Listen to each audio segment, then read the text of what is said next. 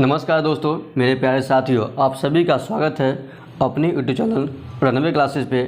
आप सभी के लिए आज का वीडियो काफ़ी खास है क्योंकि आज फिर से हम संविधान के 20 सवाल टॉप सवालों लेकर आए हैं जो काफ़ी खास है आपके किसी भी एग्जाम की दृष्टि से।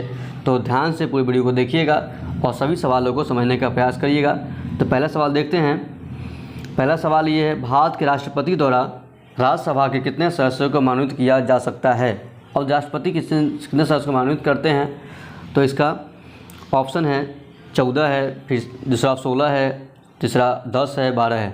इसका यदि ऑप्शन नंबर आप डी लगाते हैं ना, 12 सदस्य लगाते हैं तो आपका सही इसका आंसर हो जाएगा 12 सदस्य। इतने सदस्यों को मनोनीत करते हैं राष्ट्रपति। ठीक है, कहाँ करते हैं ध्यान रखिएगा, राज्यसभा में, है ना, ध्यान रखिए। ठीक है, अगला सवाल ये है, नेक्स्ट सवाल देखते हैं। लोकसभा सचिवालय सीधे किसके नियंत्रण में आता है?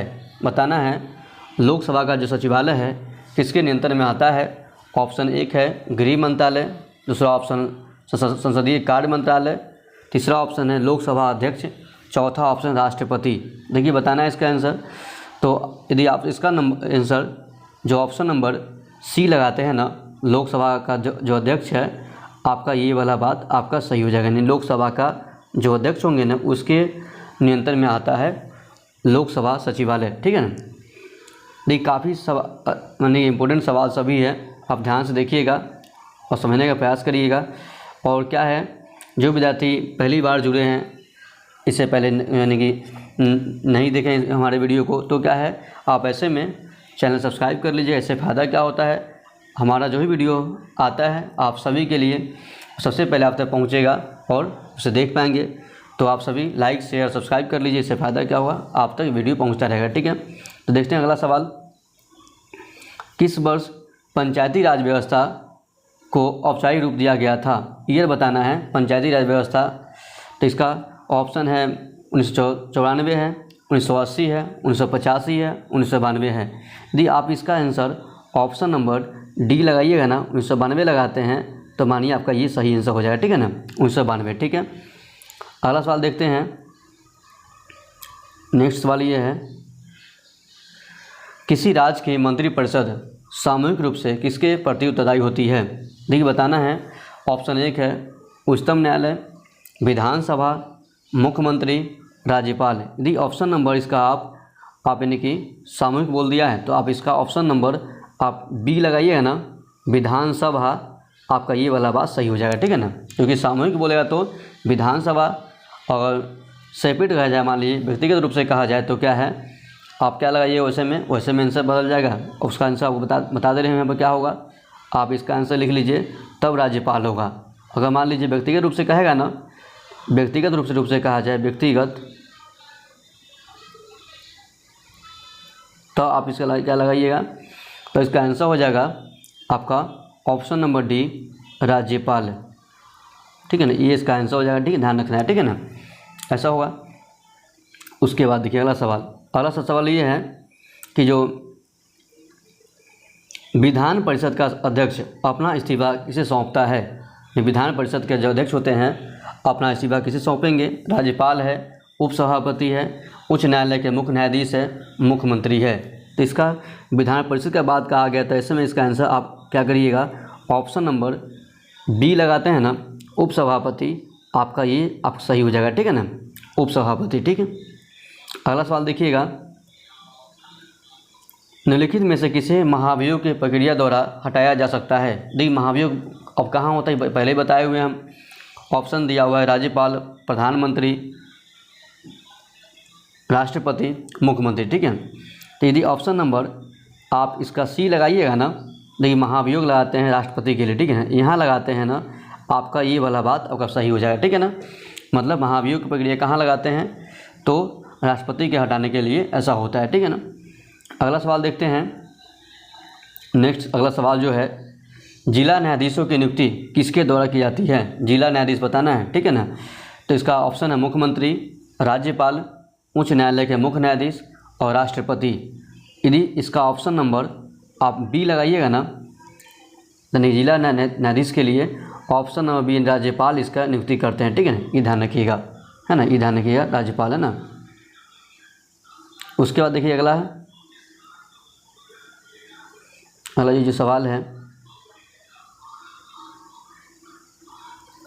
अगला सवाल ये है कि 42वें संविधान संशोधन अधिनियम द्वारा कितने DPSP जोड़ा गया था। यहाँ नंबर दिया हुआ 3 है, 4 है, 5 और 6। DPSP कितना जोड़ा गया था बताना है। यदि इसका ऑप्शन नंबर आप बी लगाते हैं ना, 4 आंसर लगाते हैं ना, आपका ये वाला जो बात है आपका सही हो जाएगा, ठीक है ना। 4 इसका आंसर हुआ, ठीक है। अगला सवाल देखिएगा, राज्यसभा का सभापति कौन होता है।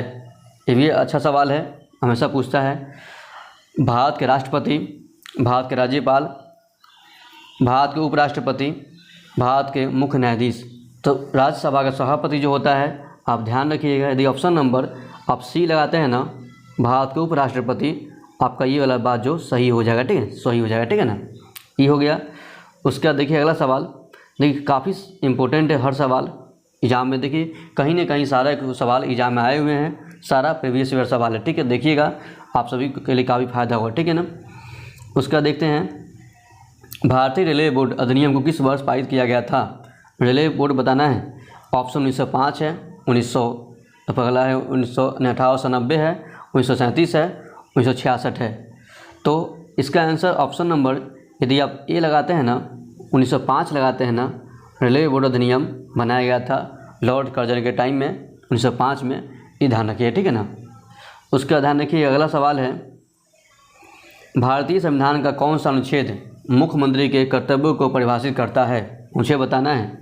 मुख्यमंत्री का कर्तव्य बताना है। ऑप्शन दिया है 166, 163, 167 है, 164 है, ठीक है। यदि ऑप्शन नंबर इसका सी लगाइए आप ना, आप सी लगाते हैं, ऑप्शन नंबर सी आपका 167 लगाते तो आपका सही हो जाएगा। मुख्यमंत्री का कर्तव्य इसी में लिखा गया है, ठीक है ना। अगला सवाल है ये बहुत फेमस सवाल। देखिए दुनिया के पहली महिला प्रधानमंत्री के नाम बताना है, वर्ल्ड में बताना है आपको, इंडिया में नहीं, दुनिया में। ऑप्शन 1 है इंदिरा गांधी, बी ऑप्शन श्री माओ भंडार नायके है, तीसरा ऑप्शन है गोल्डा मेयर है, चौथा ऑप्शन एलिजाबेथ डोमिटियन। तो इसका यदि ऑप्शन नंबर आप यहाँ पर बी लगाइएगा ना, श्री माओ भंडार नायके, आपका सही हो जाएगा। अब ये भी जान लीजिए कहाँ के थे, इसके जो प्रधानमंत्री थी श्रीलंका की ना, श्रीलंका कर लीजिए, श्रीलंका, श्रीलंका ना, श्रीलंका का किस प्रधानमंत्री थी ये ध्यान है, ठीक है। अगला सवाल ये है, भारत के राष्ट्रपति डैश की अवधि के लिए पद धारण कर सकते हैं। ऑप्शन 1 है 3, ऑप्शन 2 है 5, ऑप्शन तीसरा ऑप्शन 1 है, फिर 10 है। मैंने ये सब वर्ष में आंसर दिया हुआ है, तो यानी कि ये 3 वर्ष, 5 वर्ष, 1 वर्ष, 10 वर्ष क्या हुआ। इसका ऑप्शन नंबर आप बी लगाते हैं ना, आप 5 लगाते हैं, आपका ये सही हो जाएगा। 5 वर्ष के लिए राष्ट्रपति का चुनाव होता है ना। अगला ध्यान रखिएगा, अगला सवाल ये है, वर्ष के किस सत्र में राष्ट्रपति संसद के दोनों सदनों को संबोधित करते हैं। ऑप्शन 1 दिया चुनाव के बाद पहला सत्र में, दूसरा ऑप्शन है द्वितीय सत्र मानसून में, तीसरा सत्र सर्दी में, या कोई नहीं। यदि आप इसका ऑप्शन नंबर ए लगाइएगा ना, चुनाव के ठीक बाद जो सत्र होता है ना, उसे संबोधित करते हैं कौन, भारत के प्रेसिडेंट है ना, ये आपका ऑप्शन नंबर ए सही हो जाएगा, ठीक है। अगला सवाल देखते हैं, पहली निर्वाचित लोकसभा में कितनी सीटें थी। देखिए अभी का नहीं बताना है, पहला बताना है, ठीक, पहला में। तो ऑप्शन दिया है 469 है, 489 है, 512 है, 525 है। यदि इसका ऑप्शन नंबर यदि आप बी लगाते हैं ना, 489 लगाते हैं, आपका ये आपका सही हो जाएगा, ठीक, 489 आपका सही हो जाएगा, ठीक है, 489 ये हो गया। अगला सवाल देखते हैं, भारत के संविधान के भाग डैश में राजनीति निषेध सिद्धांत यानी कि है, माने कि कौन से भाग में बताया, DPSP जो दिया गया है आपका कौन से भाग में दिया गया है। ऑप्शन 1 है 8 है, ऑप्शन 2 है 4 है, ऑप्शन तीसरा 5 है, और ऑप्शन जो चौथा ऑप्शन है भाग 3, मतलब किस भाग में बताना है। यदि इसका ऑप्शन नंबर ये अब 4 लगाते हैं, माने ऑप्शन नंबर बी है, 4 लगाते हैं भाग 4, तो आपका सही हो जाएगा, यानी कि 4 ये रोमन में लिखा हुआ है, कभी कन्फ्यूज नहीं होइएगा, 4 लिखा हुआ, ठीक है, भाग 4 है, नहीं भाग 4 है, ठीक है ना। इसमें एनडीपीएसपी के बारे में दिया गया है, ठीक है। अगला सवाल देखते हैं। अगला सवाल ये है, भारत के राष्ट्रपति और उपराष्ट्रपति की मृत्यु की स्थिति में दोनों न रहे तो डैश भारत के राष्ट्रपति के रूप में कार्य करेंगे। अब बताना है कौन जो है राष्ट्रपति के रूप में काम करेंगे। तो यहाँ पर भारत के मुख्य न्यायाधीश हैं, भारत के महान न्यायवादी है, भारत के प्रधानमंत्री है, संसद द्वारा चयनित उम्मीदवार। तो इसका आंसर बताना है आपको, आपसे बताइएगा इसका। यदि इसका आंसर ऑप्शन नंबर आप ए लगाते हैं ना, भारत के मुख्य न्यायाधीश ना, ऑप्शन नंबर ए जो है आपका सही हो जाएगा। यानी मुख्य न्यायाधीश जो है इनके यानी कि इनका काम करेंगे, ठीक है ना। यानी कि राष्ट्रपति और उपराष्ट्रपति दोनों नहीं रहे तो इनके द्वारा इनके पद का जो यानी काम होता है वो करते हैं, ठीक है। अगला सवाल देखते हैं। स्थानीय सरकार की त्रिस्तरीय प्रणाली में शामिल नहीं है। अब 3 स्तरीय जो प्रणाली है उसमें जो है कौन कौन शामिल यानी कि होता है वो याद ध्यान रखिएगा। जो ना होगा सो फिर नहीं होगा। तो इसका पहला ऑप्शन दिया है पंचायत समिति, दूसरा ऑप्शन ग्राम समिति, तीसरा ऑप्शन ग्राम पंचायत है, चौथा ऑप्शन जिला परिषद है। देखिए ये सब होता है, ठीक है ना। ध्यान रखिएगा यहाँ पर क्या हो जाएगा, यहाँ पर पंचायत समिति भी होता है, ग्राम पंचायत भी होता है, जिला परिषद। ऑप्शन नंबर बी गलत है, ठीक है ना, ये शामिल नहीं होता है, ठीक है ना। यहाँ पर क्या होगा, ऑप्शन नंबर जो बी लगाते हैं मान लीजिए ग्राम समिति जो है त्रिस्तरीय प्रणाली में ये शामिल नहीं है, ठीक है ना। अगला सवाल देखते हैं। अगला सवाल ये है, भारतीय संविधान का भाग डैश जो है आधिकारिक भाषा से संबंधित है। अधिक भाषा का संबंध कहाँ किससे है, कौन से भाग में है। भाग दिया है ये 14 है। ध्यान से देखिए रोमन में लिखा हुआ है, आप थोड़ा कहीं किसी को दिक्कत पढ़ने में हो तो हम बोल देते हैं भाग यानी कि 14 है। फिर ये भाग 17 हो गया, भाग 10 है और भाग 12 है। यानी कि आप इसमें क्या आंसर लगाइए इसका बताइएगा आप लोग। यदि इसका आंसर आप यानी यहाँ पर ऑप्शन नंबर बी लगाइएगा ना, बी लगाते हैं तो आपका ये वाला बात जब आपका ये वाला बात जो आपका सही हो जाएगा, ठीक है ना। इसका ऑप्शन नंबर आपको बी लगाना है, ठीक है ना। यानी कि ऑप्शन नंबर बी जो है इसे टिक कर लीजिए, बी ऑप्शन, ठीक है ना। आपका ये बात सही हो जाएगा, ठीक है। उसके बाद देख लीजिए अगला सवाल। ये लास्ट सवाल है हमारे यानी कि इस वीडियो का। देखिए सभी सवाल इम्पोर्टेंट है, आप सभी से देखे होइएगा और किसी को कोई डाउट समस्या दिक्कत हमने जरूर बताइएगा, ठीक है ना। आपकी बातों को ध्यान रखा जाएगा। तो लास्ट वाली देखते हैं। लोकसभा में सदन के पटल पर अविश्वास प्रस्ताव रखने के लिए कितने सदस्यों की आवश्यकता होती है। बताना है अविश्वास प्रस्ताव जो रखने के लिए कितना सदस्य की आवश्यकता होती है। ऑप्शन 1 है 20, ऑप्शन दूसरा ऑप्शन 30 है, तीसरा ऑप्शन 40 है और चौथा ऑप्शन 50 है। यदि इसका ऑप्शन नंबर आप डी लगाते हैं ना, 50 आंसर लगाते हैं ना, आपका ये वाला बात सही हो जाएगा, ठीक है ना। आप सभी देखिएगा सारा सवाल जो भी है सभी प्रीवियस ईयर का सवाल है, यानी कहीं ना कहीं एग्जाम में पूछा गया है और हमेशा आते रहता है। आप सभी जो भी सवाल है उसे आप याद कर लीजिए, ठीक है ना, ताकि कहीं कोई दिक्कत ना हो जाए। फिर भी आप सभी कहीं भी कोई दिक्कत समस्या डाउट हो आप हमें ज़रूर बताइएगा और आपकी बातों को ध्यान रखा जाएगा।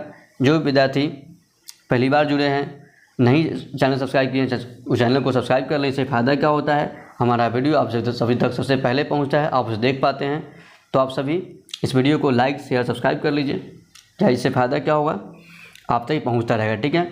तो आप सभी को हमारा वीडियो कैसा लगा मैं ज़रूर बताइएगा। तो मिलते हैं नए वीडियो में कुछ नया टॉपिक लेकर, तब तक के लिए अपना ध्यान रखिए। धन्यवाद।